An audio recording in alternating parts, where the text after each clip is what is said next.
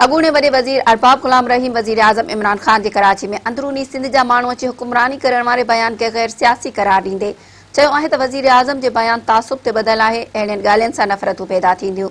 अॻूणे वॾे वज़ीर ارباب غلام रहीम पंहिंजे बयान में चयो आहे त वज़ीर आज़म इमरान ख़ान पाण मियांवाली जे पुठिते पियल इलाइक़े मां पाकिस्तान जे गादी वारे शहर इस्लामाबाद में अची पूरे मुल्क जो हुकुमरान कीअं थियो आहे त पोइ सिंध में अंदरूनी सिंध मां आयल माण्हू कराची में कीअं नथो हुकुमरानी करे सघे। अॻूणे वॾे वज़ीर चयो त जेकॾहिं अक्सरियत जी बुनियाद ते कराची जो को माण्हू वज़ीर आला थिए थो त उन ते अंदरूनी सिंध जे माण्हुनि खे को एतिराज़ न हूंदो। जेकॾहिं मुल्क में जमहूरियत आहे त पोइ अक्सरियत जी बुनियाद ते केर बि कराची में वेही हुकुमरानी करे सघे थो।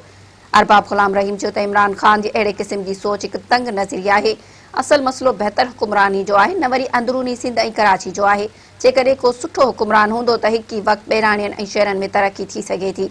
हुन चयो त ख़ान साहब खे इहा ख़बर हुजणु घुरिजे त मसइलो ॿहिराणियुनि ऐं शहरनि जो नाहे पर सुठी हुकुमरानी जो आहे, जेको बदकिस्मती सां सिंध खे 12 सालनि खां वठी मुयसरु न थियो आहे।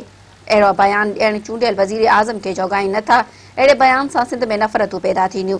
अॻूणे वॾे वज़ीर वधीक चयो त ख़ान साहब जी पार्टी जेकॾहिं कराची मां खटी आई आहे त उहा अलॻि ॻाल्हि आहे, पर जेरे जे ख़ातिर बकरे खे ज़ुबान न करे ऐं कोशिशि करे सॼी सिंध जे मसइलनि ॾांहुं ध्यानु ॾिए, जीअं सिंध अंदरि तरक़ी थिए ऐं करप्ट हुकुमराननि मां हमेशह लाइ आवाम जी जान छुटी वञे।